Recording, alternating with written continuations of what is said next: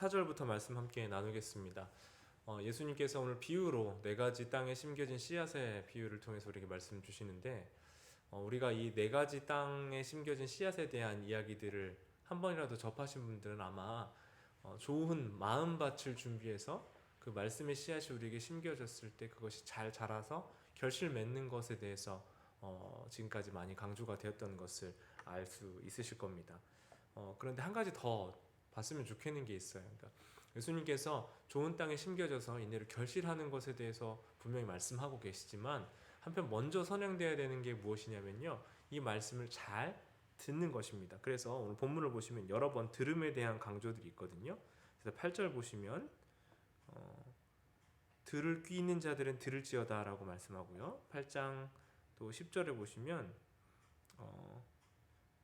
그들로 보아도 보지 못하고 들어도 깨닫지 못하게 하려 함이라 라고 표현하시고, 또 12, 13, 14, 15절에 보시면요, 듣는 자들이라고 표현하십니다. 그리고 18절에 어떻게 들을까 스스로 삼가라, 21절에 하나님의 말씀을 듣고 등을 표현하고 있는데요, 먼저 뭐 해야 되는 겁니까? 들어야 돼요. 잘 들어야 됩니다. 하나님의 말씀이 잘 들려져야 그 말씀을 들음으로 인해서 우리가 말씀의 씨앗이 심겨지고 그것이 우리에게 자라나게 된다는 거죠. 예수님은 이 말씀 전하실 때 어렵게 전하지 않으시고 비유를 통해서 모든 사람들이 알아들을 수 있게 말씀을 전하셨어요. 그래서 가르침을 통해서 하나님 나라가 어떤 것인지 이렇게 전파해 주셨는데요, 이 말씀의 가르침이, 말씀의 씨앗이 이렇게 딱 뿌려졌을 때 마치 농부가 씨앗을 땅에 심는, 뿌리는 것과 같은 이 비유적인 상황을 통해서 우리에게 말씀해 주시는 겁니다. 팔레스타인 땅에서는 씨를 뿌리기도 하는 방법이 있었대요. 그래서 실제로 이런 방법들을 통해서 이렇게 농사를 짓는 방식이 있었고요. 그러다 보니까 오늘 본문에 나와 있는 이 길가에 심겨진 씨앗 있죠. 길가에 우리는 상식적으로 누가 길가에 씨를 뿌려 싶지만 사실은 이 주변의 농사 방법 중에 하나였다는 거예요. 길가에 뿌려진 것은 말씀이 어떤 거죠? 예를 통해서 말씀이 심겨집니다. 이렇게 뿌려지는데 이 말씀이 그 예배당을 떠남과 동시에 있는 곳에 그 자리에 그대로 놓고 나가듯이 말씀이 그냥 남지 않고 심겨지지 않는 상태를 말하는 거죠. 그래서 이 말씀을 그대로 두는 것 같은 형태의 말씀 듣기다, 이것이 바로 우리 길가밭에 떨어진 씨앗과 같은 말씀이다. 그러니까 말씀은 변함이 없어요. 말씀이 다르진 않아요. 말씀은 언제나 귀하고 이 예수님께서 주시는 가르침은 똑같습니다. 존귀합니다. 그러나 이 말씀이 어떤 상태, 어느 곳에 뿌려졌는지가 중요한 거예요. 또 어디죠? 바위 위에 뿌려져요. 바위 위에, 여러분, 바위 암석 위에 이 씨가 뿌려지면 어떻게 되는 겁니까? 뭔가 길가보다는 또 좀 어디 특별한 장소에 있는 것 같죠? 그런데 이 바위에 이 떨어진 씨앗은 뿌리를 그 안에 밑에 깊게 내려갈 수가 없다는 거예요. 그러니까 이 바위 위에 뿌려진 말씀, 신앙은 어떤 신앙이냐면, 뿌리가 없어서 어려움이 올 때 이 말씀으로 이겨낼 수가 없는 거예요. 뿌리가 없으니까 이 씨앗이 자랄 수가 없는 거죠. 신앙의 뿌리가 있어야, 그래야 이 뿌리를 통해서 열매는 자라나는 거예요. 그리스도인들은요, 이 신앙의 뿌리를 깊게 내릴 때 성장하고 성숙해 갑니다. 그런데 이 가시덤불은요, 이 흙에, 이 땅에 씨앗이 뿌려졌죠. 뿌리를 내립니다. 뿌리를 내려요. 그런데 이 뿌리를 내린다는 것은 문제가 왔을 때 이 말씀의 뿌리를 내리고 이 곡물이 자랄 수 있다는 거죠.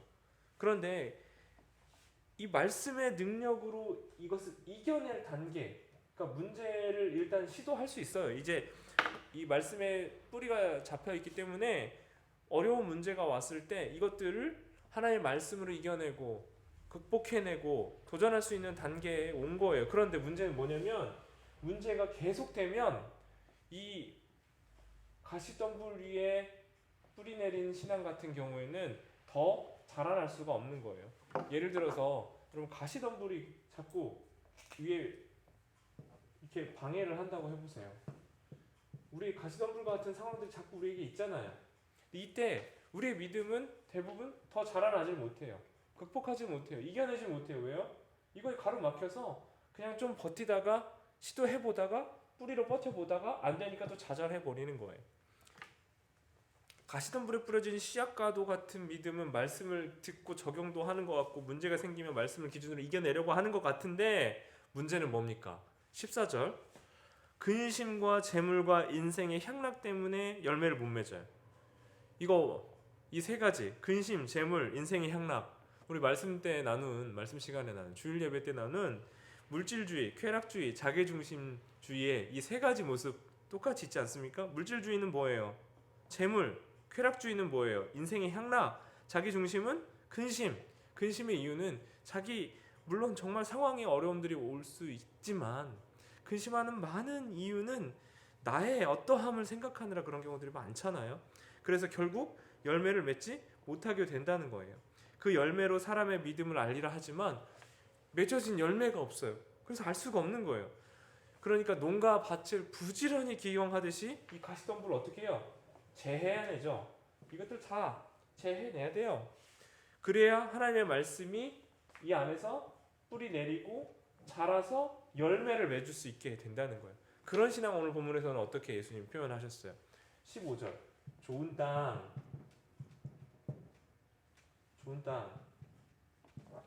좋은 땅에 심겨진 것 같은 이 모습은 착하고 좋은 마음으로 말씀을 듣고 지켜요. 그리고 뭘로 결실해요? 결실이 어떻게 되는 거죠? 인내로 결실하는 거예요. 우리 계시록 14장 12절의 말씀은 성도의 인내가 여기 있다고 말씀하시잖아요. 성도의 인내가 여기 있는 거예요. 그냥 좋은 땅에 심겨지고 그게 뭐 알아서 자라는 게 아니라 말씀을 듣고요. 먼저 듣고 지키어 결실한다는 거죠. 지킨다는 것은 행한다는 거예요. 그러니까 이 말씀을 듣고 삶으로 살아내고 그래서 그 모습으로 열매를 맺는 결실이 있는 것이죠. 예수님께서 우리에게 이 비유를 통해서 말씀해 주십니다. 그래서 우리 마음에 이 좋은 땅에 자라나는 이 말씀을 듣고 지키어 인내로 결실하는 믿음의 단계까지 자라도록 우리에게 권해 주시는 거예요. 근데 예수님이 이 인내하는 믿음으로 들어갈 걸 계속 강조하시면서 우리에게 주시는 이 말씀을 통해서 우리가 항상 어떤 일에는요, 우리가 처음 단계에서는 두려움이라는 것들이 막 몰려오잖아요. 그러니까 어떤 일에 있어서는 우리에게 처음 느끼는, 그러니까 우리가 익숙하지 않은 것들을 느끼는 감정은 두려움이라는 감정들이 우리에게 오거든요. 근데 이 두려움의 감정이 믿음으로 넘어갈 수 있도록 주님께서 인도해 주시는데 그게 바로 오늘 이 8장 22절부터 25절까지 풍랑을 잠잠케 하시는 주님의 그 일하심에 대한 본문입니다. 지금까지 인내하는 믿음으로 들어갈 걸 계속 강조하시면서 비유로 말씀해 주셨어요. 예수님이 그리고 이 폭풍을 잠잠하게 하시는 사건이 일어나죠. 22절 한번 보시겠어요? 제자들과 함께 배에 올라서 그들에게 이르시되 호수 저편으로 가자라고 말씀하십니다. 예수님이 지금 유대 지역에서 갈릴리 지방에서 사역을 하고 계셨죠. 그 갈릴리 지방에서 사역을 하셨는데 이렇게 여기가 지중해고요. 그 다음에 여기서 예수님이 그 다음에 여기가 갈릴리입니다.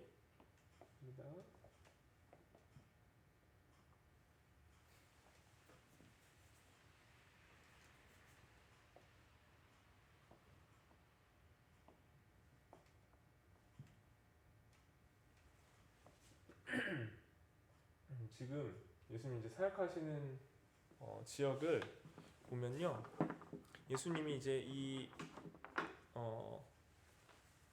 일대에서 이제 사역을 하시다가 강 반대편으로 건너가시는 거예요. 강 반대편으로. 그러니까 여기가 이제 갈릴리 호수라면 여기서 반대쪽으로 건너가시는 거죠. 우리 같이 그 지도를 한번 다시 펴볼게요. 앞쪽으로 가시면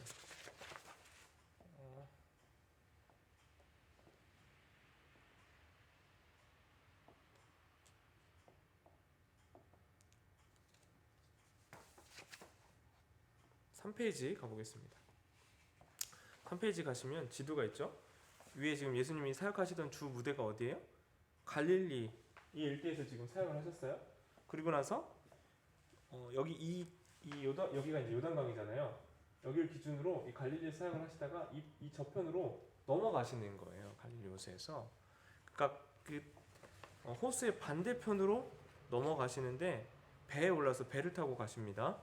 그리고 폭풍이 막 일어나요. 그리고 제자들은 거기에 반응하고 무서워하고 두려워하고 놀라고 있었습니다. 그런데 예수님이 잠이 드셨어요. 얼마나 피곤하셨어요.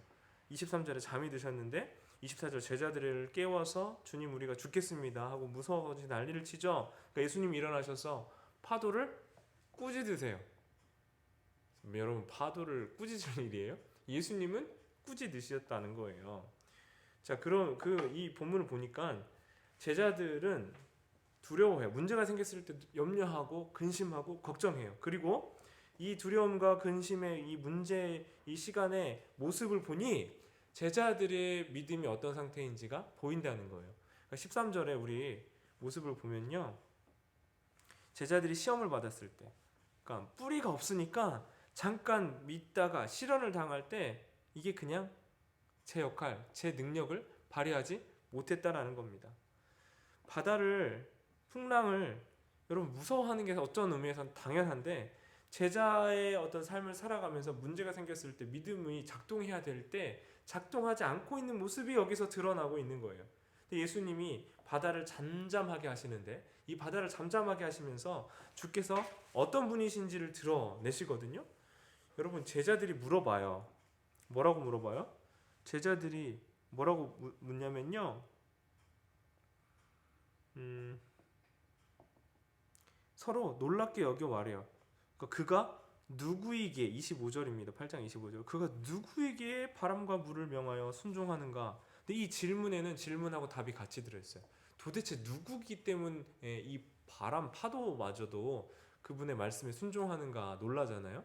이것은 질문과 답이 같이 있는 거예요. 왜냐하면 이 히브리인들에게 구약에 의하면 유대 사람들에게 바다를 다스릴 수 있는 유일한 사람 누구냐면 바다를 만드신 하나님이신 거예요. 그래서 시편 89편 9절에 보면 주께서 바다의 파도를 다스리시며 그 파도가 일어날 때 잔잔하게 하시나이다 라고 고백을 해요. 그러니까 파도를 잠잠하게 하실 수 있는 분은 누구신 거예요? 메시아예요. 메시아. 그러니까 제자들의 질문에는 답이 동시에 들어있던 거죠. 혼돈과 어두움에 이 문제로 표현되는 이 혼돈의 상황들을 잠재우실 수 있는 분은 예수님, 바로 하나님의 아들 밖에 없었다는 거죠. 여러분 우리는 시험과 문제가 왔을 때 어떻게 반응하십니까? 그러니까 문제 속에서 하나님의 뜻을 찾고 하나님의 도움을 구하여 이 내 씨 뿌리는 비유를 통해서 나의 믿음의 단계는 어느 정도에 있는지 점검이 되십니까? 정말 하나님이 우리에게 그렇게 크신 분이고 위대한 분이신지가 고백이 되세요? 예수님이 오늘날 우리에게도 똑같이 와서 질문하십니다. 너희 믿음이 어디 있느냐? 너희 믿음은 어느 지금 상황에 어떤 모습에 처해 있느냐라고 우리에게 물어보십니다. 이제 8장 26절부터 39절 사이에 있는 이 거라사 광인의 이야기 계속 한번 보실 텐데요. 이제 방금 여기서 이제 넘어갔잖아요. 반대편으로 넘어갔어요. 예수님이 이제 이쪽 갈릴리 지역에 사역하시다가 이쪽 반대편 호수 건너편으로 넘어가신 거예요. 근데 이 건너편으로 가시고 갈릴리 맞은편에 어디로 가신 거냐면 이 유대 지역이라기보다 여기는 이방 지역으로 추측이 돼요. 왜냐하면 이곳에서 귀신 쫓아내는 첫 사역을 하셨거든요. 이 거라사 지역은 갈릴리 호수가 여기 갈릴리 호수를 포함하고 있었던 이 지역이 여러분 보면 여기가 우리 성경에서 들어보셨던 데카볼리라는 지역 지명이라고 합니다. 여기가 데카볼리. 그래서 데카의 뜻은 뭐냐면 열을 뜻하고요. 숫자 열이요. 그다음 폴리는 폴리스 아시죠? 도시예요, 도시. 그러니까 합치면 열 도시입니다. 열 도시를 묶은 이 지역을 데카볼리 지역이라고 했어요. 지금 좀 너무 크게 잡았는데 이 지역을 여기 열 도시가 있었고요. 이 로마의 통치와 다스림을 받는 지역 중에서 이쪽에 보시면 여기에 오늘 본문에 나와 있는 거라사 지방이 있어요. 우리 아까 3페이지에 있었죠? 3페이지 보시면 거라사 지방이 나와요.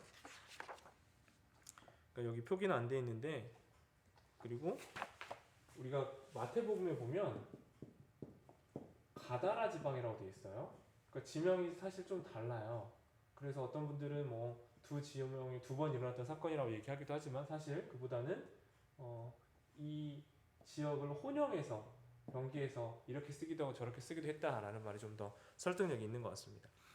그래서 예수님께서 이 맞은편에 가다라 지방, 거라사 지방으로 가신 거죠. 여기에 거라사 지방에 가셨는데 이 이방 땅에 가셔서 만난 사람이 누구냐면 그 자기 이름을 예수님이 물어보시니까 군대라고 했어요. 군대, 레기온이라고 표현하는데요.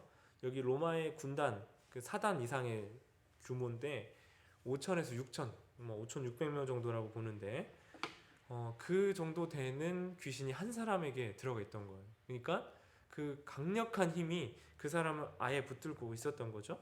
그래서 인간적인 모습을 완전히 상실해서 길거리를 헤매고 있었어요. 그리고 이미 그 안에는 귀신이 이미 그 사람을 주도하고 통치하고 있었다라는 겁니다. 그래서 그 사람의 모습을 어떻게 표현하고 있어요? 우리 8장 27절 한번 보시겠습니다. 오래 예수를 만나니 그 사람은 오래 옷을 입지 아니하며 집에 거하지도 아니하고 무덤 사이에 거하는 자라. 여러분, 옷도 안 입고 무덤 사이에 거처도 없이 사는 사람, 정상적인 사람이 아니었다라는 것을 말씀하고 있는 겁니다. 그래서 이 사람에게 예수님께 이 사람이 와서 엎드려 큰 소리로 지극히 높으신 하나님의 아들 예수여, 알고 있어요. 이름을, 예수님의 이름을 알고 있습니다. 이름을 안다는 건요, 자기 그 예수님의 힘이 더 강력하고 그렇기 때문에 그분 앞에 엎드려 절하고 있다는 걸 보여주는 거예요. 예수님의 권세는 자신들을 심판하고 멸할 수 있다는 것을 알고 있었어요. 그래서 예수님은 귀신들에게 돼지떼에 들어가도록 명령하시고 그곳에 그 사람에게서 나온 군대, 수많은 이 귀신들이 거기에 있던 돼지떼에게 들어갔습니다. 그리고 그 돼지떼가 산비탈을 이 호수 바다를 향해서 달려가지고 거기로 그대로 들어갔던 거예요. 문제는 여기 돼지라는 게 문제예요. 왜냐하면 구약 성경에서 돼지는 부정한 짐승이었어요. 그리고 주로 어디 쓰였냐면 제물 바치는 데 썼던 겁니다. 그 유대인들이 이 갈릴리의 건너편이긴 했지만 여기에 이방과 어떤 문화에 노출이 많이 되어 있었고, 사실 안티오쿠스 에피파네스라는 이제 이 유명한 유대인들을 핍박했던 사람의 이 황제의 예를 보면요, 예루살렘 성전에서 대신 그리스 신상을 놔요. 그리고 거기 제단에 돼지를 제물로. 돼지는 구약에서 부정한 짐승이거든요. 그래서 이스라엘 사람들에게 강제로 먹이기도 했습니다. 그 지역 사람들이 뭘 받겠어요? 뭘 하기 위해서 거기 했었던 걸까요? 이방에게 제물 바치기 위해서 키웠던 돼지떼였던 거예요. 그런데 이 돼지떼가 몰살하고 나니까 예수님이 떠나시기를 바래요. 37절에 보면 두려워한다라고 표현하거든요. 그래서 죽는 일이 발생하면 경제적 손실이 문제가 되니까 예수님보다 더 중요한 게 경제적인 이익이었던 거예요. 그리고 그들은 예수님이 떠나주시기를 요청합니다. 예수님이 이 귀신을 쫓아내는 사건을 보시면요, 구약의 말씀을 이루어주시는 메시아이심을 증명해 주시는 거예요. 우리가 4장 18절 말씀 보면 포로된 자 자유케 하시고 눈먼 자 보게 하고 눌린 자 자유롭게 하시는 사역하시는데, 죄에 포로되고 죽음에 포로되어 있던, 눌려 있었던, 갇혀 있었던 우리를 예수님이 풀어주시는 거예요. 그러니까 이 힘의 권세는 누구로부터 오는 거예요? 하나님 아버지로부터 오는 거예요. 악한 권세, 사단의 죄인 된 사람들을 해방시키는 그 예수님의 사역을 통해서 이 하나님 나라가 그들에게 선포가 된 겁니다. 맨몸으로 무덤 사이를 거하고 다니던 자, 27절, 그런 사람이 이제 옷을 입고 예수님 발 앞에 앉아 있었어요. 35절 보세요. 옷을 입고 정신이 온전하여 예수의 발치에 앉아 있었어요. 그러니까 이 27절과 35절이 비교가 돼요. 날카롭게. 왜요? 가정, 이 사람 어떤 사람이냐면요. 27절에 도시 사람이었어요. 도시에 있다가 격리됐어요. 나와 있었던 사람이에요. 그런데 이 사람이 다시 가정으로 돌아가고 도시에서 행할 임무가 새롭게 부여되는 거예요. 35절 보시면 이것을 보고 사람들이 두려워하는데 거기서 끝나지 않고 39절 예수님이 그를 보내세요. 집으로 돌아가 하나님이 내게 어떻게 큰 일을 행하셨는지 말하라. 그러니까 그 사람이 가서 전파하는 거예요. 그러니까 이 사람은 회복됐어요. 치유됐어요. 그런데 그 사람의 몸과 정신만 회복된 것이 아니라 그 사람의 모든 것이 회복됐어요. 그 사람이 가지고 있었던 신앙, 심적인 것들, 사회적 관계, 심지어 부르심까지, 그리고 그가 속한 공동체까지 회복이 됐어요. 예수님과 관계 맺고 예수님 앞에 서는 사람, 예수님을 만나는 사람은 우리를 회복시키는 그 하나님을 보고 듣고 경험하고 이런 회복들을 경험하게 되는 거예요. 그러니까 죽기는 단순히 귀신을 그냥 너 나가 해서 죽어하고 쫓아내는 그런 정도의 사역이 아니라 하나님 나라의 표지로서 하나님의 능력이 예수님을 통해서 그들에게 임하고 한 사람을 전인적으로 변화시키는 능력이 되었다라는 겁니다. 혈루병에 걸린 여인, 우리 8장 43절 말씀 우리 지난 주일날 말씀 나눴는데요. 그는 이 옷단 술을 만졌어요. 그러니까 그 탈무드에 보면 이 옷단 술이라고 하면 이렇게 내 귀퉁이에 달려 있는 술 있거든요. 이 수술 같은, 그러니까 옷술 같은 거를 만지면, 능력 있는 사람이 옷술을 만지면 거기서 권능이 있다, 이제 치유가 있다라는 믿음이 있었던 거예요. 그러니까 이 시대 때 있었던 알미였지만 이 여인은 사실 예수님 앞에 왔으면 안 됐거든요. 그리고 많은 무리와 인파와도 섞이면 사실 안 됐어요. 그런데 이 문제에 정말 극단에 몰리기도 했지만 예수님 한 번 바라보고 예수님께 능력이 있음을 믿고 그분 앞에 나아가서 그 옷술을 만졌던 거예요. 그러니 예수님이 따라, 내 믿음이 너를 구원했다라고 말씀하시고, 그리고 이 구원은 뭘로 연결돼요? 평안히 가라. 평안하고 연결되는 거예요. 48절 평안히 가라. 그래서 여러분, 우리에게 병고침, 문제 해결, 바라는 것들 이루어지는 것, 그런 구원이 우리는 또 원하고 바라고 소망하잖아요. 그런데 그것들이 다 이루어져도 우리에게 평안이 없으면 어떤 의미가 있겠어요. 정말 중요한 것은 예수님을 바라고 예수님의 옷자락을 펼 때, 그때 예수님이 우리에게 주시는 믿음에 대한 반응, 그 다음에 믿음에 대한 응답으로 주시는 평안, 이것이 우리의 영혼을 새롭게 하고 소망 있게 할 줄 믿습니다. 이제 9장부터 보시면요, 9장 1절부터 쭉 10장 24절까지 보면 예수님을 따라가는 제자들의 길이 어떤 건지의 본문을 통해서 알 수가 있습니다. 1절에서 6절은 예수님이 제자 파송하시고, 7절에서부터 9절은 이제 헤롯이 예수님 제자들이 하신 얘기 듣고 무슨 일이야 하면서 당황하는 내용이에요. 그 다음에 10절부터 17절까지 5,000명 먹이셨던 오병이어 사건, 그리고 18절부터는 베드로가 예수님을 메시아로 고백하는 27절까지 본문을 담고 있습니다. 여러분, 우리가 스스로 그리스도인이라고 인식도 하고 사역도 하고 봉사도 하지만 그럼으로써 또 다시 확인도 되고 다시 맞아, 난 그리스도인이야 라는 것을 다시 점검하기도 합니다. 그런데 그렇다고 해서 난 교회 다니고 있고 이런 봉사도 하고 사역도 하고 있기 때문에 나는 온전히 하나님께 돌아온 회심한 마음을 돌이켜서 아멘으로 말씀을 받고 내 삶을 돌이켜서 하는 사람은, 이게 같은 말은 아니라는 거예요. 왜냐면요, 아직 예수님이 누구신지를 모르기 때문에 그렇습니다. 제자들이 풍랑 보고 의구심을 갖죠. 예수님이 누구신가? 아직 도대체 누구길래 바다도 잠잠하게 하느냐라고 질문했던 것처럼, 교회는 다니지만 아직 우리 예수님이 누구신지 모르고 있다면 아직 온전한 회심이나 예수님에 대한 알문 부족한 상태라는 것을 기억하시면 좋겠습니다. 그래서 제자들이 이 풍랑 사건, 오병이어 사건을 경험하고 드디어 20절 말씀 보시면 예수께 이르시되 베드로가 너희는 나를 누구나 하느냐라고 예수님이 너희는 제자들에게 물어보시니까 베드로가 대답하여 하나님의 그리스도이시니이다 라고 대답하죠. 드디어 이제 주님을 그리스도라고 고백하기 시작하는 거예요. 이제야 그리스도십니다라고 말씀을 자기들의 입으로 예수님 메시아이시고 주님이십니다를 고백하게 된 거예요. 지금까지 그런 그 고백을 하지도 못했지만 지금까지 이런 과정을 거쳐와서 이 고백을 드디어 했는데, 또 그렇다고 해서 끝이 아니고요. 이 뒷부분에 가시면 9장 37절에 이 제자들이 귀신 들린 아이를 고쳐주지를 못해요. 그러니까 예수님이 오셔서 그를 직접 고쳐주시거든요. 병을 고치지 못하고 그 뒷부분에 보시면 44절, 45절 예수님이 고난받으실 것을 예고하시거든요. 44, 45절 인자가 장차 사람들의 손에 넘겨지리라 말씀하는데 그 말씀을 깨닫지를 못해요. 그리고 뒤에 가면 46절에 뭐해요? 누가 크냐? 네가 크냐? 내가 크냐? 서로 논쟁하고 있죠. 그리고 54절 보시면 야고보와 요한이 이를 보고 이르되, 그러니까 사마리아 마을에서 예수님을 받아들이지 않으니까 불을 내려가지고 저들 다 불태워버리세요.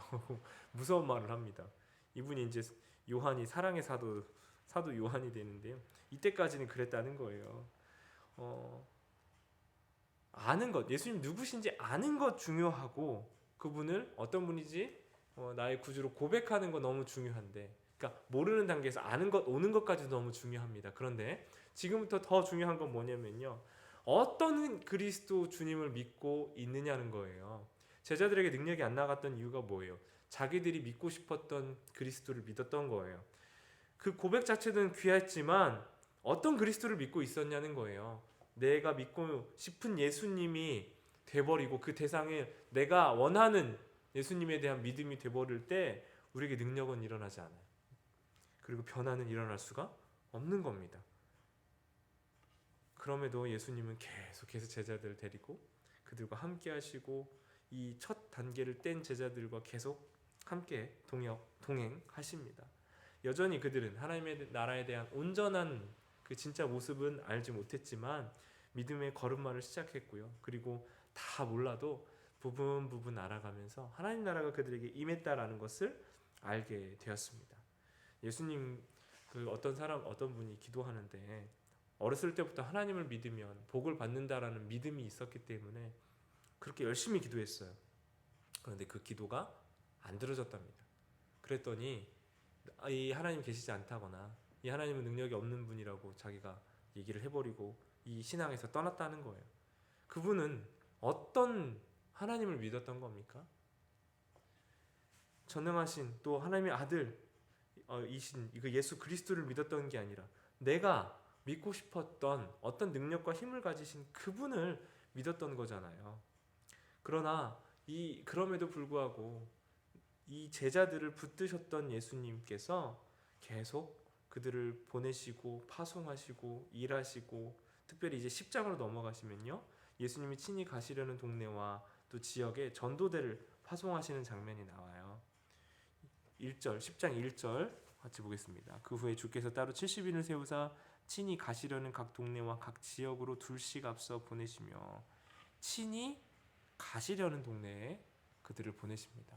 그러니까 여러분, 예수님이 가시려는 길을 갈 때 우리가 듣고 멈추어 예수님이 가시려는 그 길에 갈 때 우리는 예수님의 일꾼, 예수님이 기뻐하시는 제자가 될 수 있다는 거예요. 그러니까 내가 믿고 내가 완성하고 싶고 내가 이루고 싶은 예수님을 빙자한 그거 말고요, 그러면서 자신의 뜻 얘기하면서 그것이 하나님의 뜻인 것처럼 하지 않아야겠죠. 예수님의 보냄받은 자들로 그 부르심 받아서 갔을 때 능력이 일어나고 우리 그 하나님의 뜻과 우리 뜻이 우리의 삶이 일치하여 능력 있는 그리스도인 복음의 능력으로 살아가는 우리의 모든 삶이 될 수 있을 줄 믿습니다. 기도하고 오늘 마치겠습니다. 하나님, 이 말씀 통해서 하나님 나라가 제자들의 삶을 통해 임하는 거 봅니다. 치유와 회복은 우리 주님 손에 있습니다. 우리를 치유하여 주시고 우리를 회복시키시고 또 우리의 눌리고 갇히고 막혔던 모든 것에서부터 자유케 해주시는 복음의 능력으로 살게 하옵소서. 예수님의 이름으로 기도합니다. 아멘.